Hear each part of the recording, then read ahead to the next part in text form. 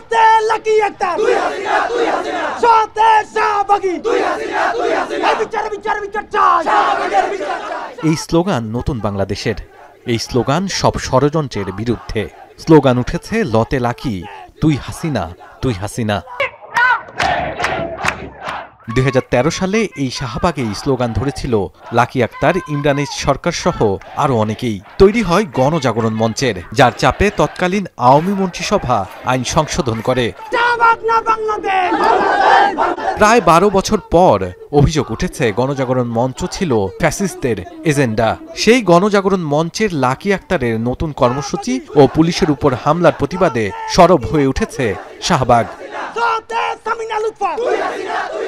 Lucky Akter ও রাষ্ট্রদ্রোহী দোসরদের গ্রেফতার করে শাহবাগের 2013 সালের রাষ্ট্রবিরোধী ষড়যন্ত্র উন্মোচন করা সহ 5 দফা দাবি আদায়ে শাহবাগে অবস্থান ঘোষণা করে ইনকিলাব মঞ্চ। জুলাই জনতার মানববন্ধন থেকে ইনকিলাব মঞ্চের 5 দফা: 1. ধর্ষণের সর্বোচ্চ শাস্তি নিশ্চিত করতে দ্রুত বিচার ট্রাইব্যুনাল গঠন করে 90 দিনের মধ্যে মামলা নিষ্পত্তি করার ব্যবস্থা করতে হবে। একই সাথে কেউ যদি ধর্ষণের মিথ্যা মামলা করে তাকেও সর্বোচ্চ শাস্তির আওতায় আনতে হবে। যতদিন না পর্যন্ত লাকি গংদের গ্রেফতার করে দিল্লির দাসত্বকে বাংলাদেশ থেকে ঝেঁটিয়ে বিদায় করা হবে, ততদিন পর্যন্ত শাহবাগ ছাড়ব না। দেশকে অস্থিতিশীল করার ষড়যন্ত্রের অংশ হিসেবে মব তৈরি করে পুলিশের উপর হামলাকারীদের দ্রুত গ্রেফতার করে বিচারের মুখোমুখি করার দাবিও জানানো হয় সেখানে।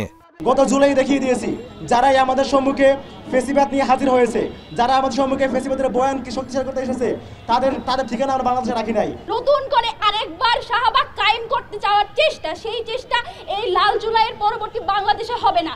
এই দীর্ঘ 16 বছর যারা নিপীড়িত হয়েছে, নির্যাতিত হয়েছে, তাদের পক্ষ থেকে আজকে আমরা ইনকিলাব মঞ্চের পক্ষ থেকে আপনাদের সামনে দাঁড়িয়েছি। শাপলা ও পিলখানা হত্যাকাণ্ডের সুষ্ঠু বিচার করা সহ অবিলম্বে জুলাই গণহত্যার বিচার শুরু করে আওয়ামী লীগকে নিষিদ্ধের দাবিও জানায় ইনকিলাব মঞ্চ। এছাড়া ধর্ষণের সর্বোচ্চ শাস্তি নিশ্চিত করতে দ্রুত বিচার ট্রাইব্যুনাল গঠন করে 90 দিনের মধ্যে মামলা নিষ্পত্তির ব্যবস্থা করারও দাবি জানায় সংগঠনটি।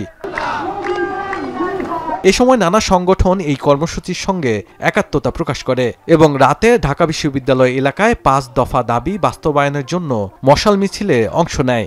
খুনগুনের জননীদের মধ্যে একজন লাকিরা, ওরে যতক্ষণে গ্রেফতার করে বিচারের মুখোমুখি করা না হবে ততক্ষণ লড়াই চলবে। এ সময় জানানো হয়, যতদিন এই দাবিগুলো পূরণ না হবে ততদিন শাহবাগেই অবস্থান করবে তারা।